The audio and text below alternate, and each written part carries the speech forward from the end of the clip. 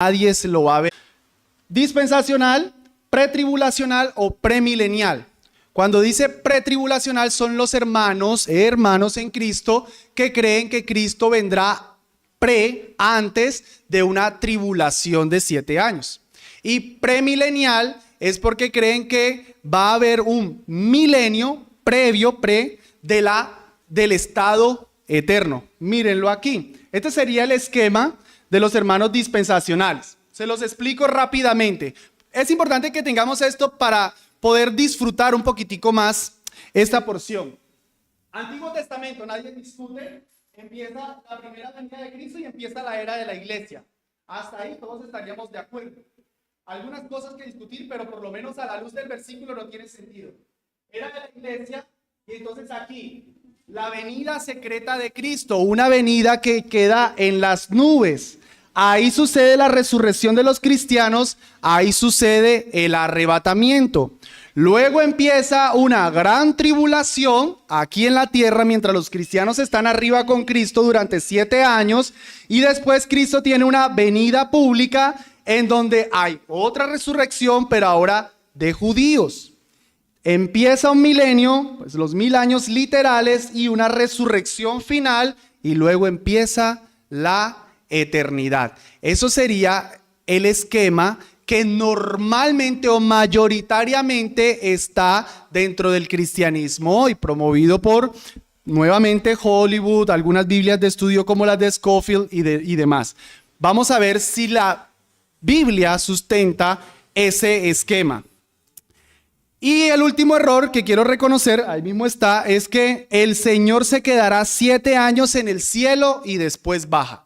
Precisamente lo de la tribulación, venida secreta, ya están los cristianos con Cristo, porque fue secreto, nadie se dio cuenta, y luego Cristo viene públicamente, entonces aquí después de 7 años, Cristo desciende. Ese es el esquema, hermanos, que estoy casi seguro que todos creímos en algún momento, o tal vez todavía lo creemos. Vamos a ver si ese esquema se sostiene con Primera de Tesalonicenses capítulo 4, versículos del 13 al 18. Nombré eso, hermanos, no porque la predicación me interesa desmentir eso. No es porque me interesa desmentir eso como si yo fuera a hacer apología, sino porque es una verdad que está dentro del cristianismo y yo solamente voy a exponer el pasaje, pero en la medida en la que vamos exponiendo vamos a ver cómo todo este sistema se va derrumbando, o por lo menos así lo creemos nosotros en esta iglesia. Así que pido a las hermanas que quiten el diagrama y vamos a empezar a exponer el texto. Vamos a ver 5 cosas aquí. Quiero nombrar 5 cosas de 1 Tesalonicenses 4, desde el versículo 13 hasta el versículo 18. Primero, el ánimo que da la segunda venida. La segunda venida trae ánimo a la iglesia. Tampoco queremos, hermanos, que ignoréis acerca de los que duermen, para que no os entristezcáis como los otros que no tienen esperanza. Porque si creemos que Jesús murió y resucitó, así también traerá Dios con Jesús a los que durmieron en él. Parece ser que los hermanos de Tesalónica estaban preocupados o tenían la probabilidad de preocuparse por aquellos hermanos en Cristo que habían muerto y se iban a perder la segunda venida de Cristo. Y eso los estaba llevando a la tristeza. ¿Qué va a pasar? No, estos hermanos no van a ser glorificados. Estos hermanos, ¿será que ya quedaron condenados? ¿Será que ellos tienen menos privilegio que nosotros, los que vamos a estar vivos para la segunda venida del Señor? Parece ser que todo eso estaba sobre la mesa y seguramente podía o ya estaba causando tristeza en el pueblo de Dios. Y por eso Pablo les dice: hermanos, tranquilo, no se entristezcan como los que no tienen esperanza, porque para los paganos, hermanos, la muerte de alguien no había ninguna esperanza. Lo único que le esperaba era un juicio por allá de los dioses, lo único que le esperaba era un tártaro en el que podían ser más juzgados, pero en el paganismo no había ninguna esperanza después de la muerte. La persona se murió y hasta ahí se acabó todo. No hay más nada bueno que hacer. Una persona que no fuera cristiana tenía todos los motivos para que cuando alguien se muriera quedar sumido en la tristeza o temerle a la muerte porque no había nada bueno después de la muerte. Pero Pablo empieza a hablar de la segunda venida del Señor para dar ánimo a la iglesia. Hermanos, si no conocemos la escatología, lo único que nos queda a nosotros es entonces ser sumidos en la tristeza. ¿Lo ven? Evitar la escatología está reconociendo aquí, no se entristezcan como los que no tienen esperanza. O sea que necesitamos conocer la esperanza para que no seamos sumidos en la tristeza. La falta de conocimiento escatológico de las cosas futuras nos deja a nosotros sin esperanza.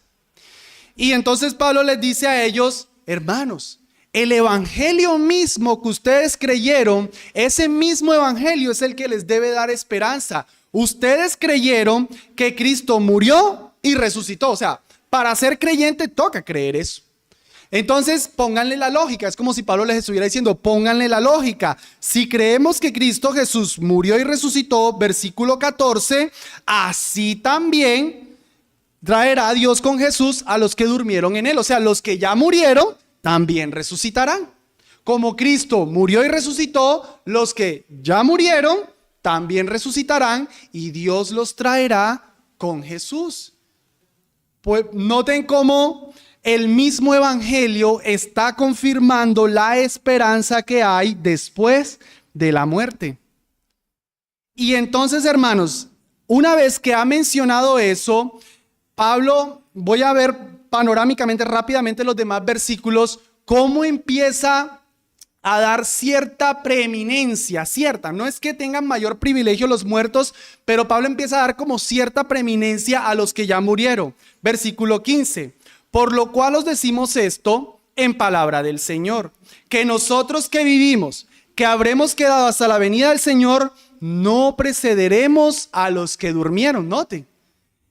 Tal vez los hermanos otra vez estaban pensando que los que habían muerto perdían privilegios, pero Pablo al contrario está diciendo, no, nosotros no los vamos a preceder, ellos van a ir primero. Empieza a describir la venida del Señor, versículo 16, porque el Señor mismo con voz de mando, con voz de arcángel y con trompeta de Dios descenderá del cielo y los muertos en Cristo resucitarán primero, luego nosotros, los que vivimos. O sea que en este pasaje Pablo está principalmente enfocado en qué va a pasar con las personas que ya murieron. La resurrección de los muertos, no tanto con el arrebatamiento o rapto secreto que tanto énfasis se le da a este texto. Noten, hermanos, exegéticamente el énfasis de 1 Tesalonicenses 4 no es el rapto secreto. Siempre se va a este versículo a prestarle atención quién tiene la razón, si un rapto secreto, un arrebatamiento, en fin, público y demás. No, claro, se enseña eso en el pasaje, pero el énfasis está en qué pasa con los que ya murieron.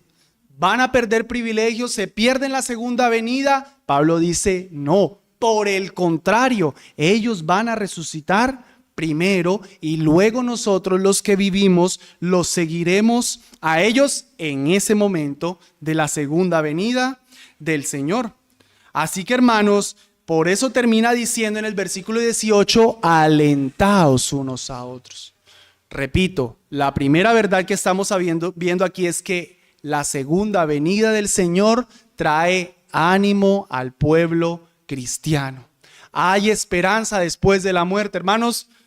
Dicen por ahí que lo único que no tiene solución es la muerte. Mentira, porque en el cristianismo hasta la muerte tiene solución. Incluso algunos no moriremos. Algunos no moriremos si el Señor Jesucristo viene. Que lo único seguro para todo el mundo es la muerte. No necesariamente, porque algunos viviremos cuando el Señor Jesucristo venga y no conoceremos, dice la Escritura, no gustaremos la muerte. Hay esperanza, ¿lo ven? Hay esperanza para el que cree en Cristo. Sí, nos da temor la muerte. Definitivamente uno no quisiera morir. Uno piensa en mi familia, qué va a pasar con ellos. De pronto en nuestra naturaleza humana, en nuestra debilidad, eso está bien, está normal. Pero hermanos, nosotros nunca deberíamos temerle a la muerte como si eso fuera el acabose. ¿Qué va a pasar conmigo? No, morirse es mejor.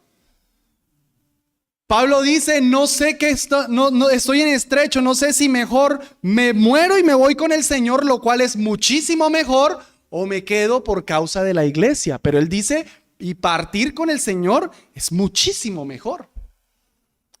La escatología para el pueblo del Señor trae esperanza. La segunda verdad que quiero nombrar de este texto, hermanos, es la visibilidad de la segunda venida del Señor. Que la segunda venida del Señor será pública. Después de haber mencionado o de haber afirmado en el versículo 15 que no precederemos a los que durmieron, es donde Pablo va a empezar a hablar puntualmente de la segunda venida del Señor. Versículo 16. Porque el Señor mismo, y ojo las imágenes, con voz de mando, con voz de arcángel y con trompeta de Dios, descenderá del cielo. Hermanos, lastimosamente algunos dentro del pueblo del Señor creen que esta segunda venida del Señor será una primera fase de la segunda venida del Señor que será secreta, como se los mostré en el diagrama de ahorita. Una venida secreta antes de la tribulación, donde el Señor solamente secretamente se va a llevar a los cristianos. Pero definitivamente, voz de mando, voz de arcángel y con trompeta de Dios dice todo menos secreto. La voz de mando, hermanos, vamos a analizar cada una de esas imágenes. La voz de mando se refería cuando se iba a la guerra y el comandante daba ese grito de batalla para que todos estuvieran alertas. Empezó la guerra. Ya viene el juicio, ya viene el rey, ha llegado. Y ustedes ven esas películas de guerra y siempre van todos gritando y llevaban hasta redoblantes para hacer bulla. Porque se iba a la batalla. Y aquí viene Jesús a traer un juicio. Viene el día final. Tiene que haber estruendo y hay una voz de mando. Ahora, vamos a ver la conexión entre la resurrección y esta voz de mando. Juan capítulo 5, quiero que me acompañen en sus Biblias a Juan capítulo 5, versículo 25. Para ver esa conexión, esa voz de mando y los que resucitarán, porque recuerden que eso es lo que le está importando al apóstol Pablo, que en la venida del Señor ellos van a resucitar.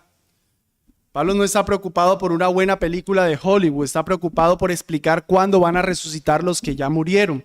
Juan capítulo 5 versículo 25 dice: de cierto os digo, viene la hora y ahora es cuando los muertos oirán la voz del Hijo de Dios y los que la oyeren vivirán. Versículo 28. No os maravilléis de esto, porque vendrá hora, futuro, cuando todos los que están en los sepulcros oirán su voz. ¿Dónde va a ser eso, hermanos? En la segunda venida del Señor. Entonces esa voz de mando es para hacer que los muertos en Cristo resuciten. Cuando Cristo venga, va a pronunciar su voz que va a hacer que los que ya murieron se levanten de las tumbas. Y para que esa voz suene, definitivamente no es secreto. La segunda figura que se utiliza es la voz de arcángel. Algunos intérpretes ven una relación entre la voz de arcángel y la trompeta de Dios, como si fuera el arcángel el que tocara la trompeta. Por lo menos, escuchen en Sofonías capítulo 1, versículo 16, y grito de guerra contra las ciudades fortificadas y contra los torreones de las esquinas. Un sonido de trompeta, un grito, van para la guerra. Lo cierto, hermanos, es, entendiendo puntualmente o entendiendo separadamente la voz de arcángel, es que esto nuevamente genera un sonido, genera una visibilidad, genera un estruendo, algo que se puede escuchar. Pero lo cierto es que ha llegado el juicio, ha llegado el Señor. Y la trompeta de Dios, hermanos, nos trae nuevamente la imagen cuando el Señor descendió en Éxodo 19 en el monte del Sinaí. ¿Recuerdan? Una espesa nube, tengamos esa imagen, espesa nube alrededor del monte del Sinaí, truenos, fuego, terremoto y un sonido de bocina que iba en aumento. Llegó el Señor, noten las imágenes, nube, Tesalonicenses se habla de nube y un sonido que iba en aumento.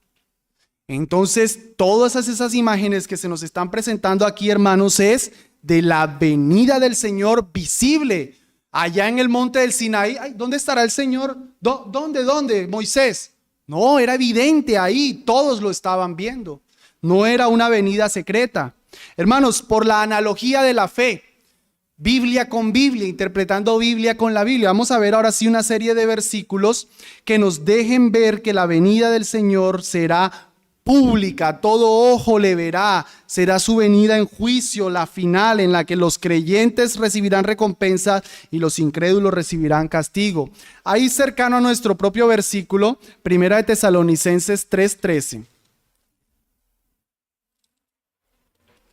Primera de Tesalonicenses capítulo 3 versículo 13 dice: para que sean afirmados vuestros corazones irreprensibles en santidad delante de Dios nuestro Padre en la venida de nuestro Señor Jesucristo con todos sus santos.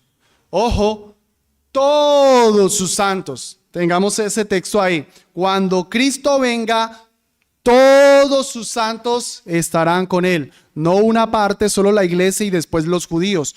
Todos los santos. Más diciente, volvamos a Mateo 24, un poquito más atrás. Mateo capítulo 24, versículo 29. La Biblia, hermanos, utiliza una y otra vez el mismo lenguaje. Cambia un poquito, pero es lo mismo. Uno puede ver que no se están hablando de varias cosas, sino de una sola. Mateo 24, 29.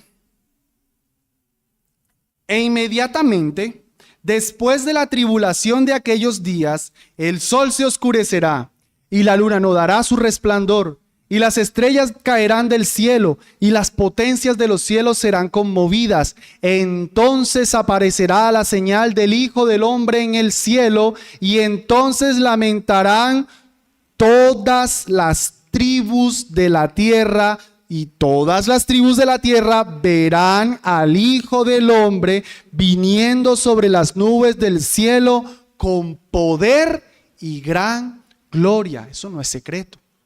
Todos le verán. Y enviará a sus ángeles con gran voz de trompeta. Por eso les decía ahorita, parece que el arcángel era el que tocaba la trompeta. Y juntarán sus escogidos. Juntarán, ¿a qué les suena eso? Arrebatamiento. Juntarán a sus escogidos de los cuatro vientos, desde un extremo del cielo hasta el otro extremo, hasta el otro. ¿Cuándo? En la segunda venida del Señor. Todos le ven, recoge a todos sus escogidos en un solo momento, visiblemente. Segunda de Tesalonicenses capítulo 1, versículos 7 al 9. Eso es lo que llamaríamos guerra de versículos, viendo que la Biblia interpreta la Biblia. Segunda de Tesalonicenses 1:7. Dice, quiero que lo vean en sus Biblias, hermanos, aunque está en la pantalla, mejor que lo lean en sus Biblias. Y a vosotros que sois atribulados, tribulación, daros reposo con nosotros cuando se manifieste el Señor Jesús desde el cielo con los ángeles de su poder. Ahí está otra vez. Viene el Señor, ángeles de su poder, la iglesia estaba sufriendo tribulación, en llama de fuego, para dar retribución a los que no conocen a Dios y no obedecen al evangelio de nuestro Señor Jesucristo, los cuales sufrirán pena de eterna perdición, excluidos de la presencia del Señor y de la gloria de su poder, cuando venga en aquel día para ser glorificado en sus santos y ser admirados de todos los que creyeron, por cuanto nuestro testimonio ha sido creído entre vosotros. Si el Señor Jesucristo viene secretamente y ningún incrédulo recibe retribución, entonces el Señor Jesucristo no vino. Noten, pido a las hermanas que pongan nuevamente el esquema. En el esquema de los hermanos dispensacionales afirman que Cristo viene aquí solo por su iglesia. Solo por su iglesia. El mundo, si se vieron las películas, el mundo sigue totalmente normal. Entonces Cristo ya vino, pero los malos no recibieron retribución. ¿Cuál es la conclusión? Entonces Cristo no vino. Eso no sería una venida del Señor. Porque cuando Cristo venga, los malos se van a dar cuenta que Cristo vino, porque van a sufrir, según este versículo, pena de eterna perdición. Y finalmente, vamos a 2 de Tesalonicenses 2:8, ahí adelante. 2 de Tesalonicenses 2:8. Y entonces se manifestará aquel inicuo a quien el Señor matará con el espíritu de su boca y destruirá con el resplandor de su venida. Inicuo cuyo advenimiento es por obra de Satanás, con gran poder y señales y prodigios mentirosos. Hermanos, estaba olvidando mencionar algo. En 1 Tesalonicenses, en nuestro texto, la venida del Señor es el término griego parusía o parusia, como lo quieran mencionar. La parusia del Señor. Y aquí, hablando de ese hombre malo, dice que va a ser destruido en el resplandor de su parusia, de la parusia de Cristo. O sea que hasta el mismo anticristo, el personaje que éste sea, se va a dar cuenta que el Señor vino. Eso no va a ser secreto para él. El mismo término aplicado para hablar cuando venga Cristo a destruir al inicuo, al hombre inicuo. Hermanos, hasta él se va a dar cuenta que Cristo vino. No va a ser una venida secreta, va a ser una venida que todo ojo le verá. Amén. Volvamos otra vez a nuestro texto. Ya hemos visto que la venida del Señor trae consuelo, ya hemos visto que la venida del Señor será pública. Y hermanos, digo todo esto nuevamente, no porque me interesa desmentir eso, sino porque eso es la esperanza nuestra. Queremos esa venida pública, queremos que el Señor venga. Una tercera cosa que nos enseña este texto es que la resurrección será en la única segunda, los firmes seguros de cuándo vamos a resucitar. Otra vez el versículo 16, porque el Señor mismo, con voz de mando, con voz de arcángel y con trompeta de Dios, es decir, cuando descienda públicamente, descenderá del cielo y los muertos en Cristo resucitarán primero. Noten, desciende Cristo, los muertos resucitan. Versículo 14 terminó diciendo, así traerá Dios con Jesús a los que durmieron en él. Hermanos, los hermanos del esquema que hemos estado hablando, los hermanos dispensacionales, dicen que los creyentes del Antiguo Testamento no murieron en Cristo porque Cristo pues se reveló en el tiempo mucho después de que ellos murieron. Vamos a comprobar, hermanos, que los muertos en Cristo son los creyentes del Antiguo Testamento y pues nadie discutiría los creyentes del Nuevo Testamento. Primer punto, Abraham. Escuchen Juan 8:56. Abraham vuestro padre se gozó que había de ver mi día y lo vio y se gozó. Abraham vio el día de Cristo. ¿Era Abraham entonces un muerto en Cristo? Sí, porque el mismo Jesús, si él es verdadero, dijo que Abraham había de ver su día. En Hebreos capítulo 11, versículo 24, se nos dice que Moisés dejó a los egipcios por irse tras los vituperios de Cristo. Noten, Moisés se fue de Egipto para irse tras los vituperios de Cristo. Ni siquiera dice de la promesa de la simiente, no, explícitamente de Cristo. Teniendo por mayores riquezas los vituperios de Cristo que los tesoros de los egipcios. Entonces, ¿Moisés era un muerto en Cristo? Sí. Hermanos, los creyentes del Antiguo Testamento en retrospectiva, ellos prospectivamente veían hacia Cristo. O sea, no había llegado Cristo, pero ellos detrás para adelante lo veían. Nosotros lo vemos como ya una verdad realizada, lo vemos retrospectivamente. Nosotros vemos lo que ya se hizo, ellos veían lo que se haría. Pero ellos también eran muertos en Cristo, y en esa segunda venida de Cristo, Abraham, Noé, David, Samuel, Elías, Jeremías, Isaías, todos resucitarán. Todos. Y los creyentes del Nuevo Testamento, todos los que han muerto en Cristo resucitarán en la segunda venida del Señor. Biblia con Biblia, acompáñenme a 1 Corintios, capítulo 15, versículo 22.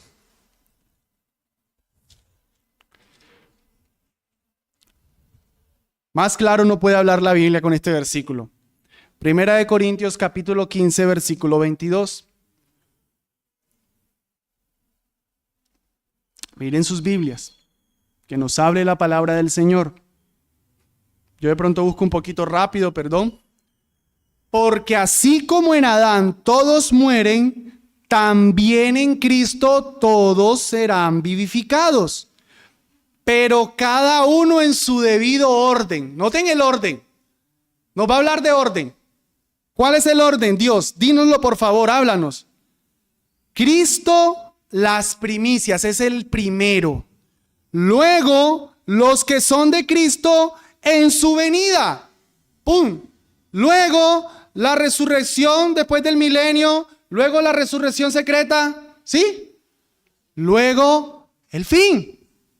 Se acabó. Cristo resucitó. Luego, los que son de Cristo en su venida, en la única, en su parusia. Ya, no hay más momentos. En el esquema que veíamos, hermanos, tocaría que este texto dijera, luego los que son de Cristo en su venida secreta. Después, los judíos en su venida pública. Después de los 1000 años, los que sobrevivieron al milenio. Y luego, el fin. Pero ¿qué nos dice el versículo? Y dice, les voy a hablar del orden. ¿Cuál es el orden? Primero Cristo. Luego los que son de Cristo en su venida. Por si al caso, hermanos, porque tal vez alguno que conoce un poquitico más su Biblia se pregunta, pero Lázaro resucitó primero que Jesús. Pero en el Antiguo Testamento resucitaron otros, porque dice que Cristo es la primicia. Hermanos, los anteriores a Cristo resucitaron, pero volvieron a morir. O sea que no resucitaron plenamente. Simplemente volvieron a vivir, pero no es la resurrección que la Biblia nos promete. Ellos se levantaron de la tumba. ¿Dónde estaba Lázaro durante esos 3 días? No sabemos. ¿Qué pasó con Lázaro en esos 3 días? No sabemos. Pero ellos no resucitaron con todo el contenido que la Biblia nos habla de resurrección, porque volvieron a morir. Pero Cristo no volvió a morir. Cristo, por eso se le dice las primicias, el primogénito de entre los muertos, dice Colosenses 1:20.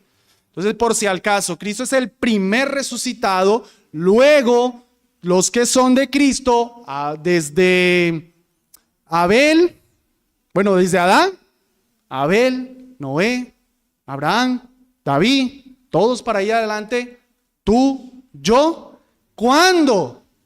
En su venida.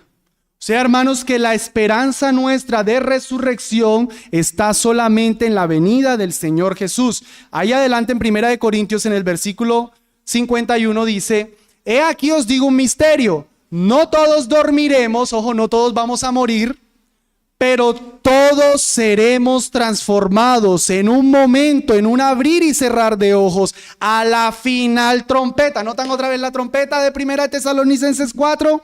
Porque se tocará la trompeta y los muertos resucitarán incorruptibles y nosotros seremos transformados. Hermanos, noten, Biblia con Biblia, ¿cuándo va a ser la segunda venida del Señor? ¿Cuándo vamos a resucitar? Cuando se toca la misma trompeta de Mateo 24, cuando se toca la trompeta de 1 Corintios 15, cuando se toca la trompeta de 1 Tesalonicenses 4:16. La misma trompeta, la misma única venida del Señor que nosotros esperamos para resucitar, para ser transformados. Los que estemos vivos seremos transformados. Los que estén muertos resucitarán y serán transformados. No se van a levantar con su mismo cuerpo. Todos seremos transformados, aunque no todos moriremos.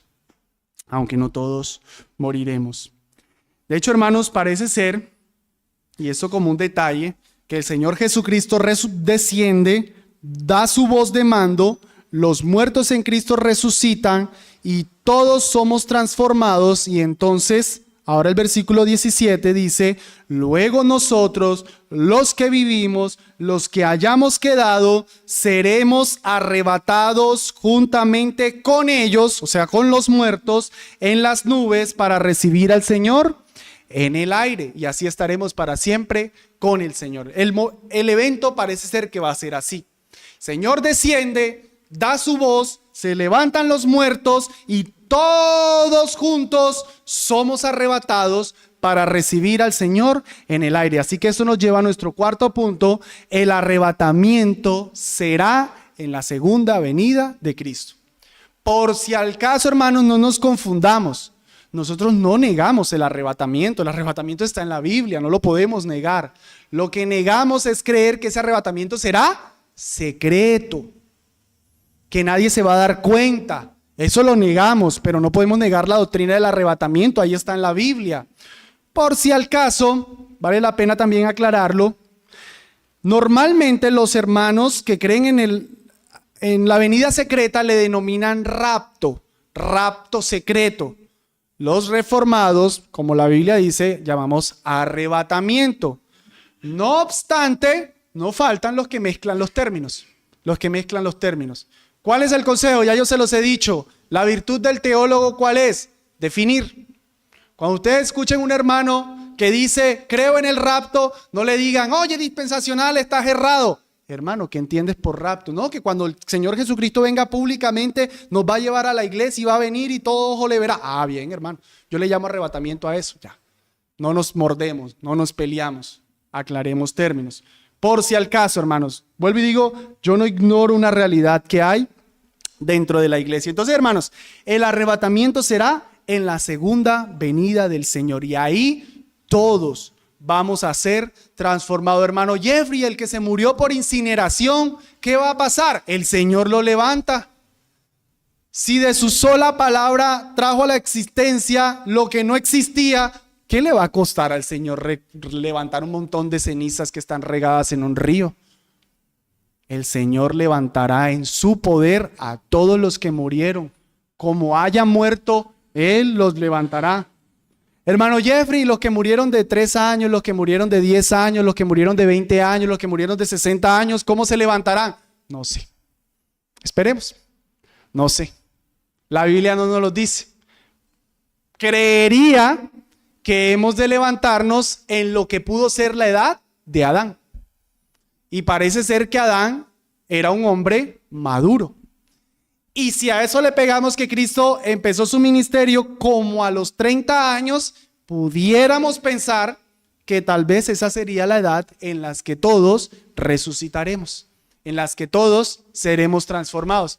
Es mi posición, si no lo creen así, la Biblia no nos los aclara mucho, pero por si la pregunta está cruzando por la mente. Ese arrebatamiento, hermanos, la palabra literalmente suena harpazo. ¿A qué le sonó en nuestro español? Un zarpazo. De ahí que creemos que no va a ser como que subimos así despacio, casi que alguien nos pueda agarrar el pie y traernos para abajo, sino que va a ser un zarpazo. Y la Biblia, ese término se utiliza en varios textos siempre para referirse así, a algo que se quita. Por ejemplo, Felipe, cuando estaba con el eunuco, dice que fue arrebatado y él no le vio más. Zarpazo. Parece ser que no dejó la ropa, ¿cierto? Por si al caso, se lo llevó. El texto no dice que cogió la ropa, se lo llevó con todo y ropa. Felipe se utiliza el mismo término. Entonces, hermanos, es la idea de ser quitados así. En 1 Corintios se dice en un momento, en un abrir y cerrar de ojos. Será algo repentino.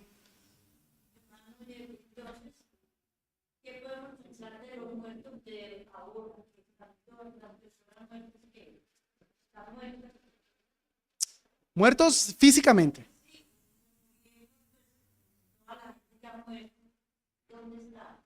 ¿Que no creyeron en Cristo?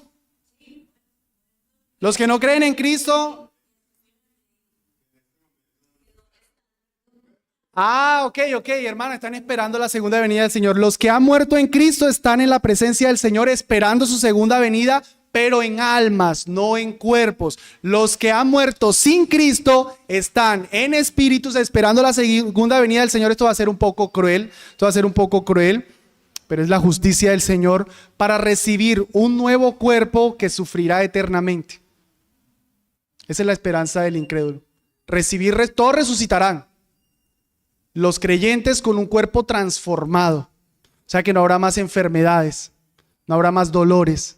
Pero los incrédulos recibirán un cuerpo no transformado y un cuerpo que ha de sufrir eternamente. ¿Cuál es la esperanza para nosotros? Que nuestro Señor venga y que transforme nuestro cuerpo en un zarpazo. Pablo aquí dice, hermanos, y noten, eso es lo bonito de la esperanza cristiana. Noten el lenguaje de Pablo, versículo 17 otra vez. Luego nosotros, los que vivimos, los que hayamos quedado. O sea que Pablo estaba afirmando que Cristo iba a venir mientras él vivía. No. Pero si me han prestado atención, yo he tratado de utilizar el mismo vocabulario de Pablo. Que los que vivimos cuando Cristo venga, yo tengo esa esperanza. Y los creyentes nos deberíamos expresar así. Hermanos, uno debería meterse en el proyecto de casa hasta pensando, ¿y si el Señor viene? Listo, me voy a meter en mi proyecto de casa de 20 años pagando, pero no pensando, esa casa la voy a terminar de pagar, ya luego yo me muero y mis hijos. En el creyente debe estar siempre él, tal vez no termine de pagar esa casa porque mi Señor va a venir. Tal vez no me la termine de disfrutar porque mi Señor va a venir. Ese es el lenguaje que Pablo utiliza aquí. No es que Pablo está confundido, no es que está afirmando que el Señor Jesucristo va a venir mientras Él vive, sino que Él dice, los que hayamos quedado. Tal vez yo esté vivo cuando el Señor venga. Esos, junto con los muertos, seremos arrebatados para... Esta palabra es clave. Subrayenla, hermanos, por favor. Tienen que subrayarla en sus Biblias para recibir al Señor en el aire. La palabra recibir es el término griego apántesis, suena así, apántesis. Esa palabra era utilizada para cuando un monarca, un rey, iba a visitar una nación. Entonces, no sé, aquí está una ciudad y aquí está la otra ciudad. El rey de esta ciudad iba a visitar a esta ciudad. Entonces él venía andando con toda su comitiva y de esta ciudad salía un escuadrón para apántesis, para recibirlo a medio camino y traerlo a la ciudad. Eso era apántesis. Salir a recibir a alguien para traerlo al lugar que iba a visitar. No era salir a recibir a alguien para quedarse con ese alguien 7 años allá, sino para traerlo. Era algo propio de la época y este término se utiliza, por lo menos escúchenme, en Mateo capítulo 25 en la parábola de las vírgenes. El versículo 1 dice: entonces el reino de los cielos será semejante a 10 vírgenes que tomando sus lámparas salieron a recibir apántesis al esposo. Versículo 6, y a la medianoche se oyó un clamor, aquí viene el esposo. Noten, ellas salen, aquí viene el esposo, salid a recibirle. Pero mientras ellas iban a comprar, versículo 10, pero mientras ellas iban a comprar, vino el esposo, las insensatas, y las que estaban preparadas entraron con él a las bodas y se cerró la puerta. ¿Notan la imagen? Viene el esposo, salgan a recibirles. ¿Y se quedaron con él afuerita? No, entraron y las puertas se cerraron y las vírgenes insensatas se quedaron por fuera. El mismo término apántesis. Viene el esposo, salen a recibirle, entran con él, no se quedan con él afuera. Hechos 28 dice, y luego fuimos a Roma. Pablo dice, mire, y luego fuimos a Roma, de donde oyendo de nosotros los hermanos salieron a recibirnos a Pántesis hasta el foro de Apio, hasta un punto. Y las 3 tabernas, y al verlos, Pablo dio gracias a Dios y cobró aliento. Cuando llegamos a Roma, el centurión sigue el texto.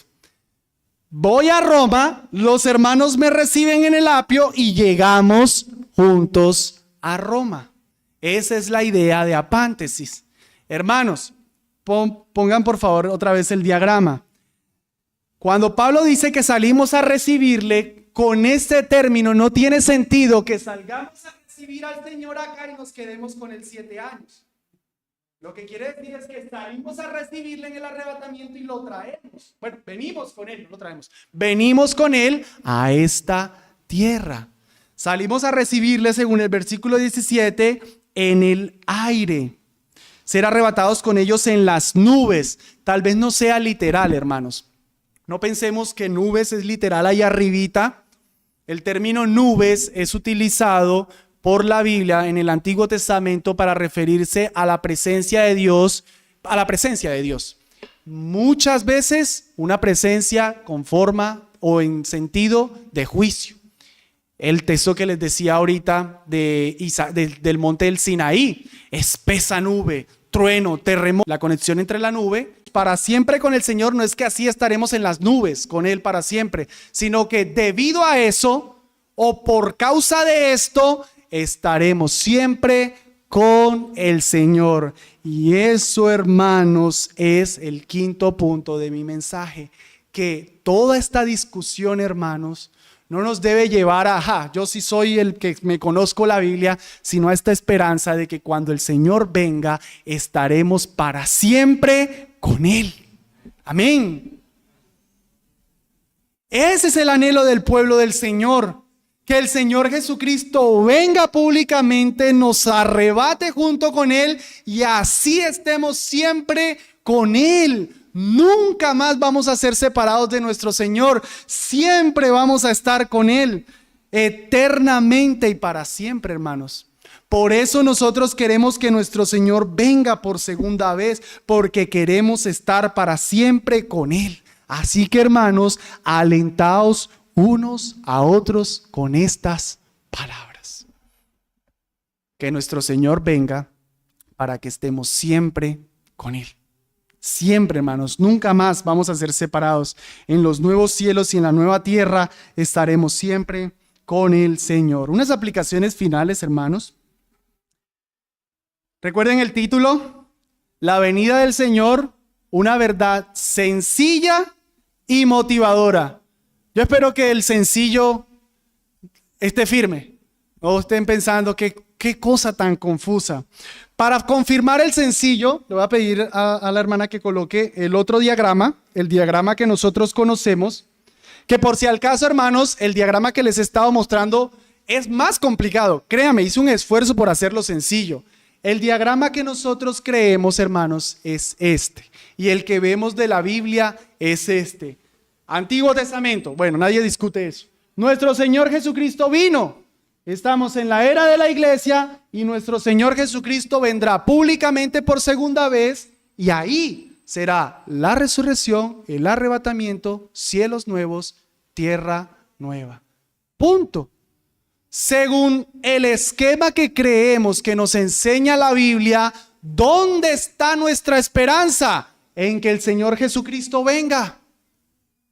Nuestra esperanza, hermanos, no está en que se construya el tercer templo, en que Israel sea reconocido como una nación, en que los judíos se están volviendo a su tierra, en que Israel está logrando grandes cosas, en que la maldad se está proliferando. Nuestra esperanza está en la segunda venida del Señor.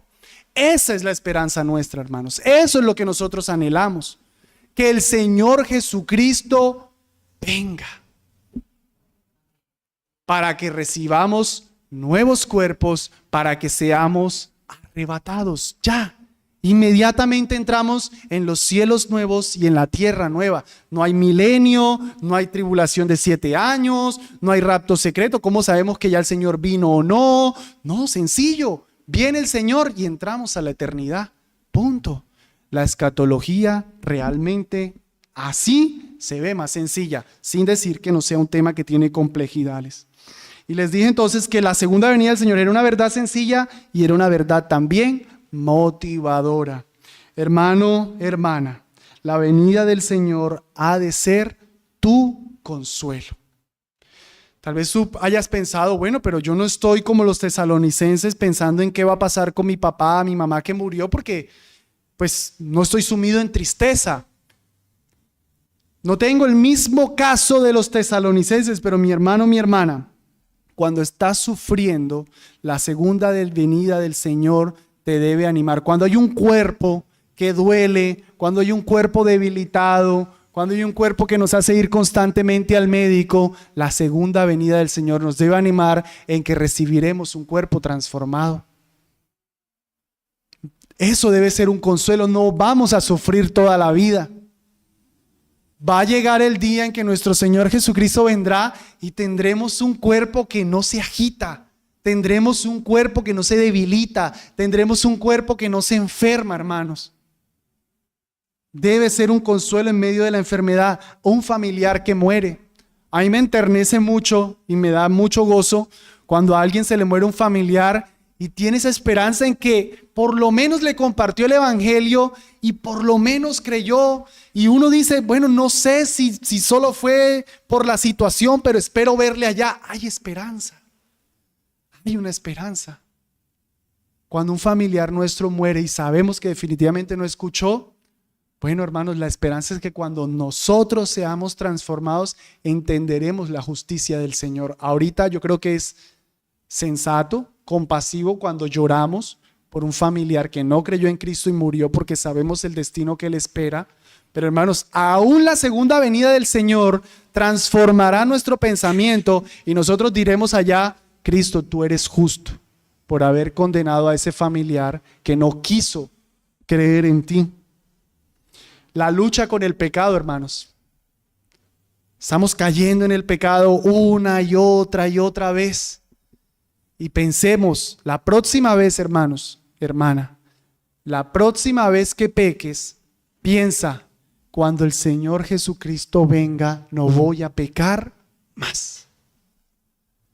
Hermanos, no seamos tan materialistas de estar anhelando la segunda venida del Señor por las calles de oro, el mar de cristal, las grandes mansiones. Bien, pero quedarnos ahí es un poco materialista. Es estar para siempre con el Señor. Es un cuerpo que no peca más. Es un cuerpo incorruptible. Esa es la esperanza cristiana.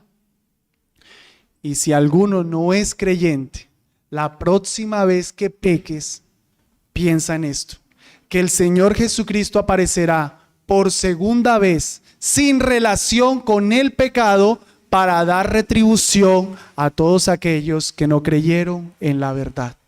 La próxima vez que peques, recuerda que Cristo Jesús va a venir.